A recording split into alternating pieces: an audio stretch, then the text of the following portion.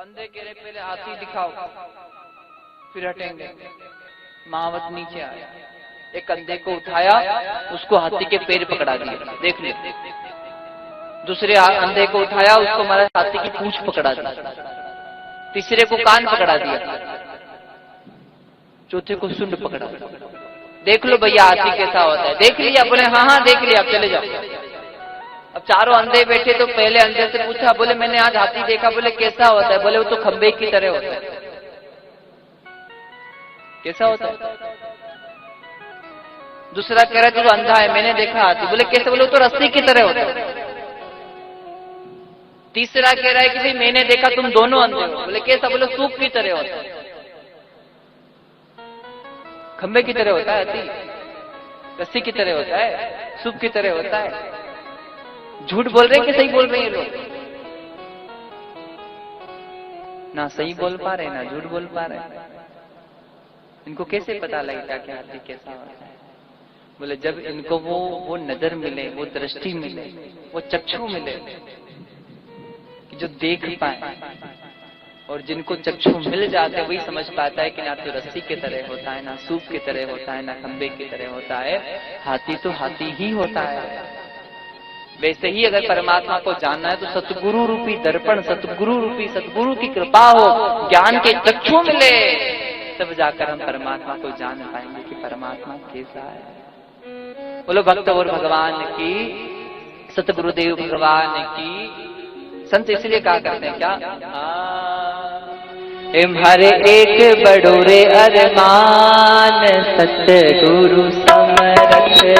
हमारे एक बड़ो अरमान, सतगुरु समरथ है। समरथ है दयालु अमरत है, वो समरथ है दयालु अमरत है। वो समरथ है प्रभु अमरत है, वो समरथ है गुरु अमरत है। हर एक बड़ो यो अरमान, सतगुरु समरथ है। हर एक बड़ो यो अरमान, गुरु समरथ। तालियां प्रेम से।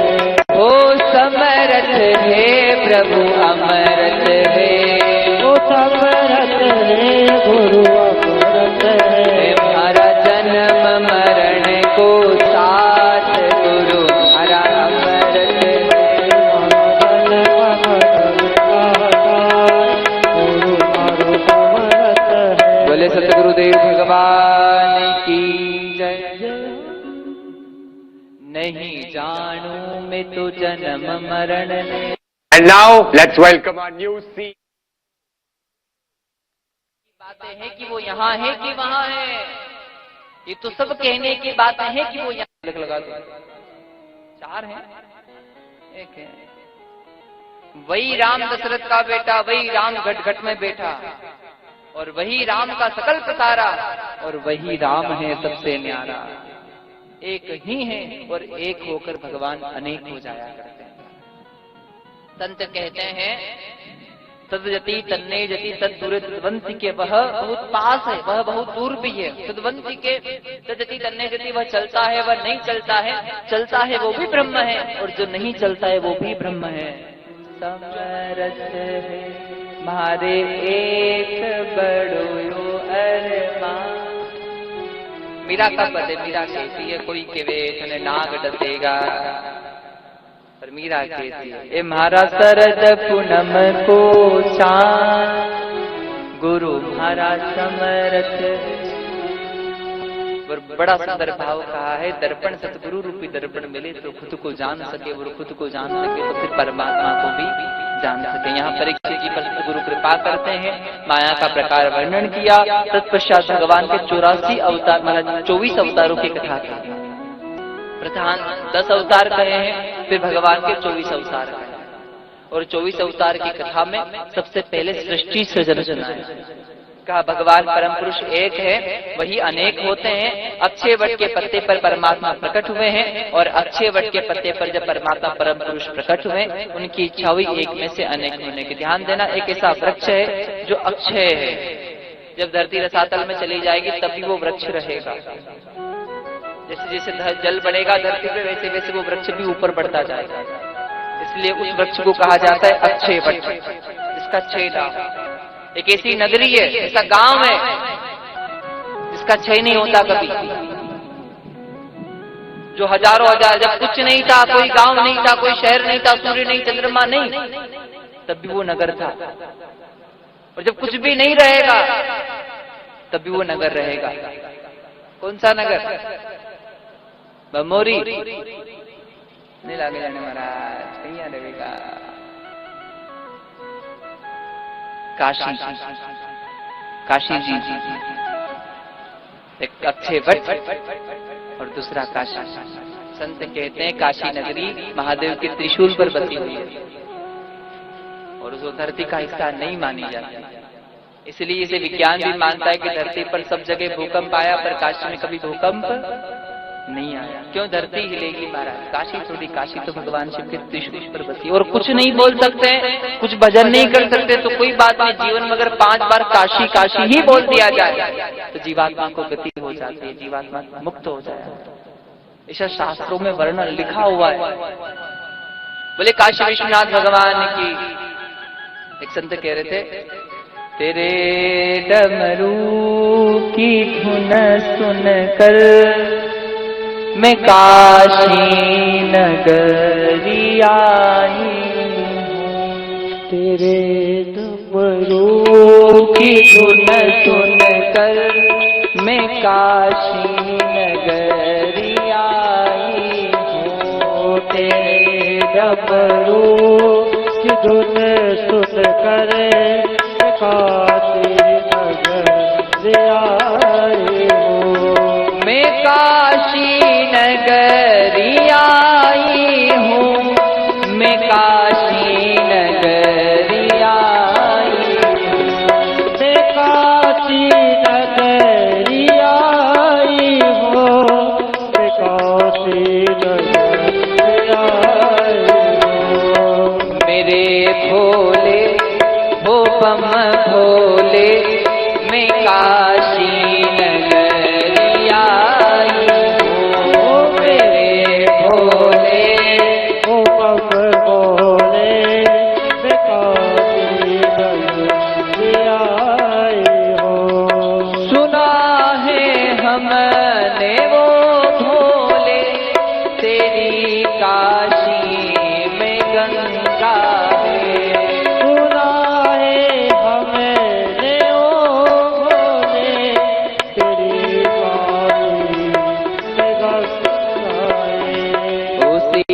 गंगा में नहाने को मैं काशी नगरी आई हूँ। से गंगा में नहाने को मैं काशी नगरी आई हूँ। बोले महाकाल महाराज की।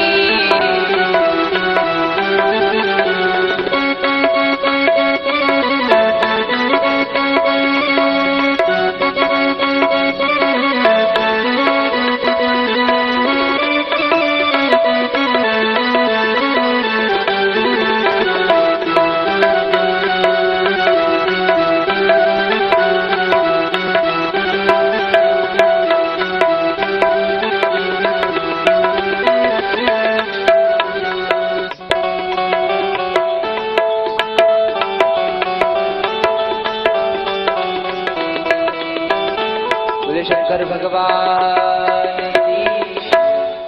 कहिए राधे राधे, जोर से कहो राधे राधे। क्या बात है, नींद आ रही है महाराज भगवान, थोड़ा मौसम ठंडो हो रही है, बढ़िया तक हो रहा समय है। बड़ा सुंदर ठाकुर जी की कृपा, और ठाकुर जी की कृपा में अच्छे वट पर परमात्मा परम पुरुष प्रकट हुए हैं। परम पुरुष महाराज एक वट वृक्ष के पत्ते पर प्रकट हुए हैं, और उन परम पुरुष की नाभि से हुआ था कमल, और कमल में से ब्रह्मा जी प्रकट हुए। ब्रह्मा जी कहाँ प्रकट हुए? गर्भोदक सागर। गर्भोदक सागर में जब ब्रह्मा जी प्रकट हुए हैं तो ब्रह्मा जी कमल फूल में से प्रकट हुए, और जब ब्रह्मदेव प्रकट हुए कमल फूल में से, कमल पुष्प में से, तो श्री ब्रह्मदेव भगवान ब्रह्मा जी के चारों ओर अंधकार था, और उस समय गर्भोदक सागर में बारिश की बूंद गिर रही थी महाराज, पानी गिर रहा था। और आपको पता होगा जब पानी गिरता है, बारिश होती है, तो जब बूंद गिरती है ना तो उसकी एक आवाज होती है। ब्रह्मा को दिखाई कुछ नहीं दे रहा है, बस सुनाई दे रहा है। ब्रह्मा सुन पा रहे हैं, देख नहीं पा रहे हैं। अब क्या आवाज आ रही है बारिश की? तप तप तप तप तप, ऐसा होता है ना भाई, पानी गिरता है तो ब्रह्मा ने सुना। ब्रह्मा सोच रहे हैं ये बारिश की बूंद मुझे कुछ कह रही है, ये पानी जो गिर रहा है, ये जल वर्षा जो हो रही है, ये मुझे कुछ कह रही है। क्या कह रही है? बोले तप करो, तप करो, तप करो। ये केश होते हैं ना, केश देखे, समझो केश। ये केश जब श्वेत हो जाते हैं ना, कैसे? अगर केश श्वेत होने लगे, ये केश भी कहते हैं क्या? तप करो। अब जिंदगी गई आदमी, अब तपस्या करो, अब तप करो। मतलब भजन कब शुरू कर देना चाहिए? बोले जब ये जो केश हैं अगर ये श्वेत होने लगे तो भजन करना शुरू कर देना चाहिए। और लोग इतना होशियार, 5 रुपए की मेहंदी की पूड़ी लावे ने बचा करा कर सीताराम बोले विजय महाराज है। तो बारिश की बूंद कह रही है महाराज तपस्या कीजिए, तप कीजिए, और तप के बल से सब कुछ संभव है। सकल पदार्थ है जग माही, सब कुछ है, मिलता उन्हीं को है जिनका कर्म श्रेष्ठ है, जो उनको पाने का प्रयास करते हैं। ब्रह्मा जी तपस्या करने लगे, और ये ब्रह्मा जी को किसी ने कहा नहीं था कि तपस्या करो आप। वो बारिश की बूंद का इशारा समझ गए, और इशारा समझ के ब्रह्मा जी तपस्या करने बैठ गए। संत कहते हैं ब्रह्मा जी ने 10,000 कठोर वर्षों तक ब्रह्मा जी ने तपस्या की। सृजामि तपसे वेदम ग्रसामि तपसः पुनः विभर्मि तपसा विश्वम वीर्यं मे दुष्वरः तपः। 10,000 कठोर वर्ष तपस्या करने के बाद परम पुरुष परमात्मा प्रकट होते हैं। इनके महाराज कृपा करके इनको प्रजापति नियुक्त करते हैं, और कहा सृष्टि का सृजन कीजिए। फिर ब्रह्मा जी सृष्टि की रचना करते हैं। प्रथम में ब्रह्मा जी ने 4 कुमार प्रकट किए, जिन्हें सनत कुमार कहा जाता है, और सनत कुमार भगवान का अवतार है। बोलो सनत कुमार भगवान की। सृष्टि आगे नहीं बढ़ी, महाराज सनत कुमारों ने ब्याह करने से मना कर दिया। तब ब्रह्मा जी ने 10 कुमार फिर प्रकट किए, 10 बेटे। कौन कौन? मरीचि, अत्रि, अंगिरा, पुलह, पुलस्त, भृगु, क्रतु, दक्ष, वशिष्ठ और नारद। ये ब्रह्मा जी के 10 पुत्र हैं। फिर भी सृष्टि आगे नहीं बढ़ी, तो परमात्मा कहते हैं कि स्त्री एक पुरुष की रचना कर। तो ब्रह्मा जी मिट्टी समझ, मृदा से एक मूर्ति बनाते, एक पुतला बनाते, उसके 2 रूप कर देते। एक में से स्त्री को प्रकट करते हैं और एक में से पुरुष को प्रकट करते हैं। मृदा से ही पुरुष प्रकट हुआ था, इसलिए उस पुरुष का नाम रखा गया मनु। कहां से उत्पत्ति हुई? मृदा से, मिट्टी से। नाम रखा गया क्या? मनु। हम किसकी संतान है? मनु महाराज। इसलिए हम क्या हैं? मनुष्य हैं। जो मनु से प्रकट हुए वो मनुष्य मानव हुए हैं। और बहुत ध्यान देना, कहीं एक बात देने गया तो लोग के जने महाराज मनक तो पहला बंदर था, बंदर का बाद इंसान बढ़िया। ऐसा है क्या?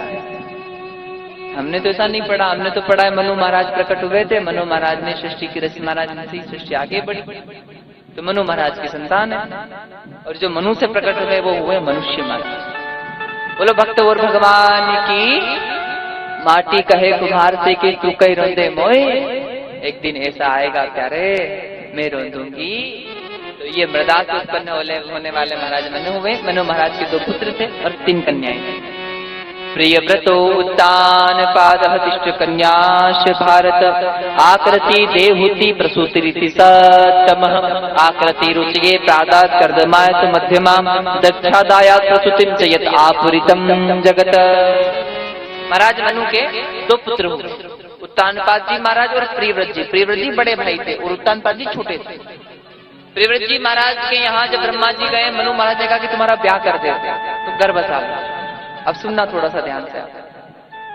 प्रियव्रत जी ने मना कर दिया, महाराज मुझे घर नहीं बसाना, मुझे भजन करना है पिताजी। तब मनु महाराज ने ब्रह्मा जी को बुलाया कि आप समझाओ प्रियव्रत को। प्रियव्रत जी महाराज के पास ब्रह्मा जी आए। ब्रह्मा जी ने कहा महाराज ब्याह कर लो। बोले नहीं ये करना है ब्याह। क्यों नहीं करना है? बोले पूरे जीवन भर, पूरी जिंदगी एक बेल की नाई काम करने के बाद जब आखिर में वृद्धावस्था आती है तो बेटा कहता है पिताजी से आपने मेरे लिए क्या किया है? पूरे जीवन भर महाराज काम करने के बाद जब वृद्धावस्था आती है तो श्रीमती कहती है आपने मेरे लिए क्या किया? तो मुझे नहीं बसाना है घर, मुझे भजन करना है। पूरी जिंदगी भर काम करने के बाद ये सुनने को मिले कि आपने क्या किया, तो मुझे खाली भजन करना है। प्रियव्रत जी महाराज को भगवान ने समझाया, ब्रह्मा जी ने, कि गृहस्थ आश्रम सबसे श्रेष्ठ आश्रम है। भिक्षु किसके घर आता है महाराज? भिक्षा लेने। सन्यासी के घर थोड़ी जाता है, गृहस्थ के घर आता है। दूसरा, गृहस्थ आश्रम इसलिए भी श्रेष्ठ है कि महाराज गृहस्थ में रहकर, घर में रहकर अगर आप 1000 भी गलती अगर आपसे हो जाएगी तो भगवान आपको क्षमा कर देंगे। कितनी गलती क्षमा हो जाएगी? गृहस्थ में रहकर व्यक्ति अगर 1000 गलती भी करेगा भगवान उसको क्षमा कर देंगे कि चलो ये परिवार के पालन पोषण में है, इसके जिम्मेदारियां हैं, इससे गलती हो गई है, इसको क्षमा कर देते। पर जो सन्यास में चला जाता है और वो अगर एक गलती भी करता है तो एक गलती भी माफ नहीं होती है महाराज। इसलिए भी गृहस्थ श्रेष्ठ है। दूसरा, गृहस्थ की जिम्मेदारियां खूब होती है।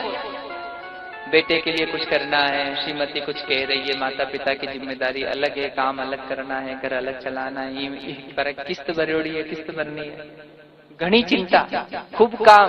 पर बेटा अलग बुला रहा है, बेटी अलग कुछ कह रही है, श्रीमती अलग कुछ बुला रही है, माँ बाप अलग कुछ कह रहे हैं और इन सबकी जिम्मेदारियां निभाना है, घर भी चलाना है, काम भी करना है और समय बिल्कुल भी नहीं है। फिर भी महाराज 5 मिनट निकाल कर भगवान के मंदिर में जाकर भगवान को धन्यवाद कर दे, एक दिया लगा दे, इससे बड़ी गृहस्थ में भक्ति और कौन सी हो जाया करेगी महाराज। इसलिए गृहस्थ की भक्ति श्रेष्ठ मानी जाती है, भले वो 5 मिनट ही क्यों ना करे, पर भगवान गृहस्थ पे बहुत जल्दी राजी होते हैं।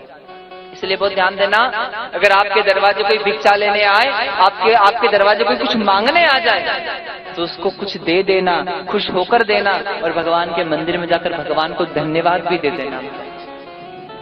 अगर कोई दरवाजे भिक्षा लेने आया उसको देकर भगवान के मंदिर ठाकुर जी के पास जाकर भगवान को धन्यवाद दीजिएगा कि भगवान आपकी बहुत बड़ी कृपा है, ये आपने मुझे देने वाला बनाया है। कैसा बनाया? तुम्हारे देते रहे मैं ही बांटता रहूं, देने वाला बना दिया। बोलो भक्त और भगवान की। तो प्रियव्रत जी महाराज के वंश में ऋषभदेव नाभि आंजिंग राजा हुए हैं और इन्हीं के यहाँ जड़ भरत महाराज हुए। जड़ भरत की बड़ी सुंदर सी कथा है। जड़ भरत जी महाराज अपने पुत्र को राजपाट देकर सोचा कि महाराज वृद्धावस्था आ गई है, अब भजन कर लेना चाहिए, तो अपने बेटे को बुलाया, राज सिंहासन सौंप दिया, राजपद छोड़ा, परिवार छोड़ा, घर छोड़ा, गांव छोड़ा, जंगल में चले गए। सुनना माया कितनी प्रबल है। कौन से जंगल? बोले नेपाल।